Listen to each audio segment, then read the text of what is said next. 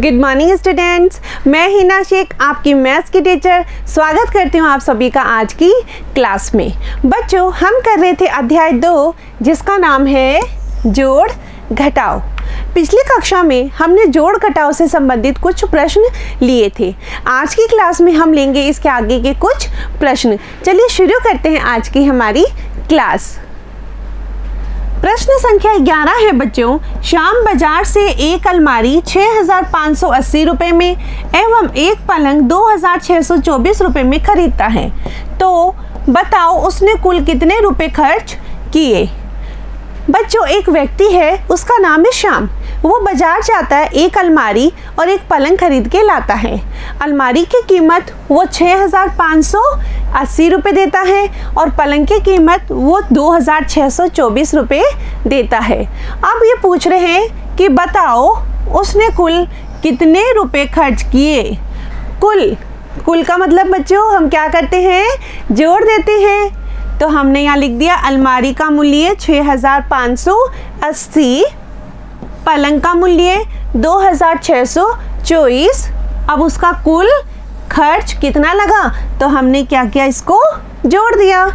0 + 4 4, 8 + 2 10, 10 की 0 हासिल यहाँ पे ले ली 1, ये 5, ये 6, 5 + 6 11, 11 में मैंने ये हासिल वाला एक जोड़ दिया तो मुझे मिले 12, 12 का 2, फिर से हासिल 1, 6 + 2 कितने होते हैं बच्चों, 8, 8 में ये हासिल वाला एक जोड़ा तो मुझे मिले 9, तो ये आ गया 9, यानी कि 9,204 रुपये उसने एक अलमारी और एक पलंग को खरीदने में खर्च किए।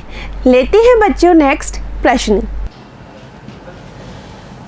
प्रश्न संख्या 12, रमा ने एक मेज 3,450 रुपये में खरीदी और राधा ने एक मेज 2,960 रुपये में खरीदी, तो बताओ दोनों की मेजों के मूल्य में कितना अंतर है। रमा की मेज का मूल्य 3,450, राधा की मेज का मूल्य 2,960। बच्चों, दो फ्रेंड्स हैं, राधा और रमा, उन दोनों ने मेज खरीदी। रमा की जो मेज की कीमत है वो है 3,450 और राधा की मेज का जो कीमत है वो है 2,960। अब दोनों की मेजों के मूल्य में अंतर। बच्चों, ये जो संख्या है ये शुरू हो रही है 3,000 से और ये वाली संख्या शुरू हो रही है 2,000 से, यानी कि इसका मतलब ये हुआ कि रमा ने मेज का मूल्य ज़्यादा दिया। अब कितना ज़्यादा दिया उसके लिए हम क्या करेंगे, माइनस। 0 में से 0 माइनस किया तो बच्चों 0, 5 में से 6 बच्चों माइनस नहीं होते, तो हमने यहाँ से एक बोरो ले लिया, ये हो गए फिर 15, 15 में से 6 गए तो कितने बचे बच्चों, 9। यहाँ पे बच्चों रह गए थे 3, 3 में से 9 बच्चों नहीं जाते, फिर मैंने यहाँ से बोरो ले लिया, ये हो गए 13, 13 में से 9 गए 4, यहाँ पे बच्चों कितना बचा था 2, 2 में से 2 गए तो 0, यानी कि रमा ने राधा से मेज का मूल्य 490 रुपये ज़्यादा दिया। लेते हैं बच्चों अगला प्रश्न। 4 अंकों की सबसे बड़ी और सबसे छोटी संख्या का योगफल ज्ञात कीजिए। बच्चों, योगफल क्या होता है, जोड़ना। अब 4 अंकों की सबसे बड़ी संख्या, जी हाँ आपको तो पता ही है, 4 अंकों की सबसे बड़ी संख्या ये है 9,999। ठीक है बच्चों, और सबसे छोटी संख्या, 4 अंकों की सबसे छोटी संख्या बच्चों 1,000। अगर मैं इन दोनों का योगफल यानी कि प्लस निकालती हूँ तो मुझे मिलता है 9 + 0 9, फिर 9 + 0 9, फिर 9 + 0 9 और 9 + 1 10। तो बच्चों ये मुझे मिला 10,999। लेते हैं बच्चों अगला प्रश्न। एक परीक्षा में 264 छात्र सम्मिलित हुए, इसमें से 194 छात्र उत्तीर्ण हुए, कितने छात्र अनुत्तीर्ण हुए।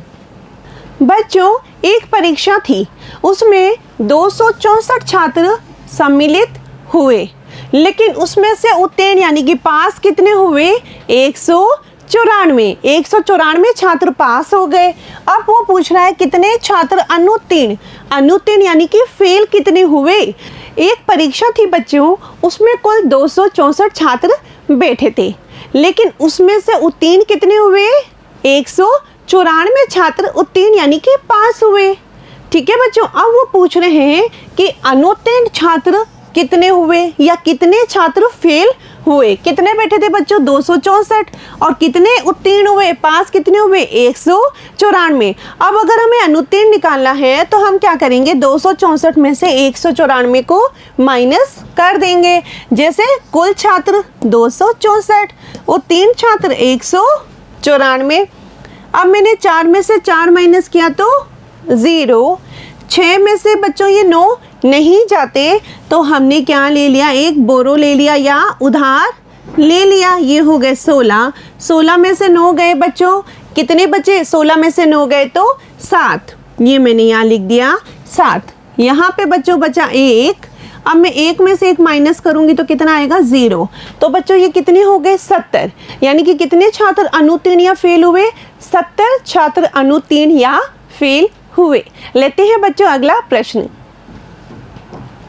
बच्चों ये कह रहा है दो संख्याओं का योगफल 9732 है, एक संख्या 3846 है, तो दूसरी संख्या ज्ञात कीजिए।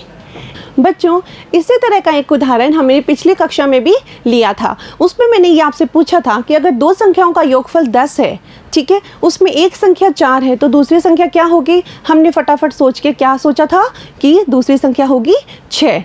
कैसे सोचा था बच्चों? ये हमने क्या किया? 10 में से 4 को माइनस कर दिया, या हमने दूसरा तरीका क्या सोचा कि 4 में हम कितना जोड़े कि हमें क्या मिल जाए? 10, क्योंकि 4 और 6, पहली संख्या 4, दूसरी संख्या क्या है? 6। इन दोनों जो संख्या है या ये दोनों जो अंक है, इन दोनों अंकों का योगफल कितना है? 10 है।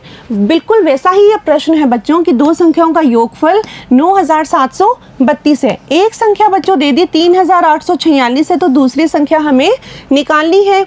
तो बच्चों ये ले लिया दो संख्याओं का योगफल 9732, पहली संख्या 3846, तो हमें क्या करना है? माइनस ताकि हमें कौन सी मिल जाए? दूसरी संख्या। तो बच्चों 2 में से 6 नहीं जाते, तो हमने यहाँ से बोरो किया, ये आ गए 12, ये रह गए बच्चों 2।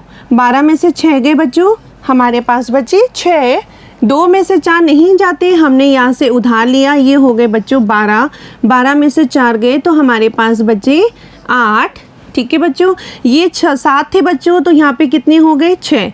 6 में से 8 नहीं जाते, तो हमने यहाँ से उधार लिया, ये हो गए 16। 16 में से 8 गए तो हमें वापस मिले 8। यहाँ पे बच्चों कितने रह गए? अब 9 थे, 9 की जगह 8 रह गए। 8 में से 3 माइनस किए तो हमें मिल गए 5, यानी कि जो दूसरी संख्या है वो है 5886। अगर मैं 5886 को 3846 में जोड़ती हूँ तो मुझे मिलता है 9732, यानी कि दोनों संख्याओं का योगफल कितना हो जाएगा? 9732। लेते हैं बच्चों अगला प्रश्न।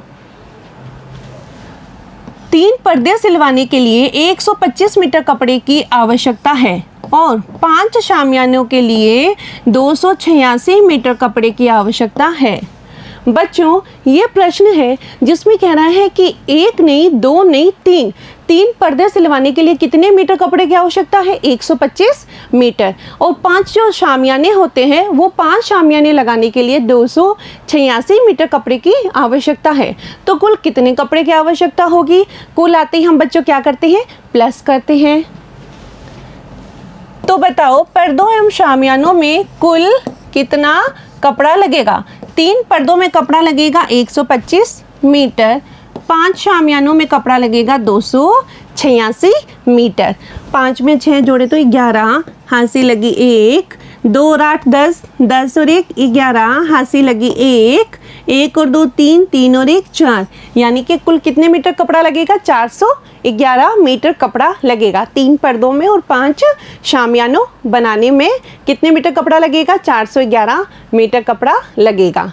ठीक है बच्चों, आशा करती हूँ कि आज की क्लास में आपको ये वर्ड प्रॉब्लम के जितने भी प्रश्न थे सारे समझ में आ गए होंगे। बच्चों आप घर पे अपने अभ्यास कीजिएगा, जितना आप अभ्यास करेंगे उतना ही आपको अच्छे से आएगा।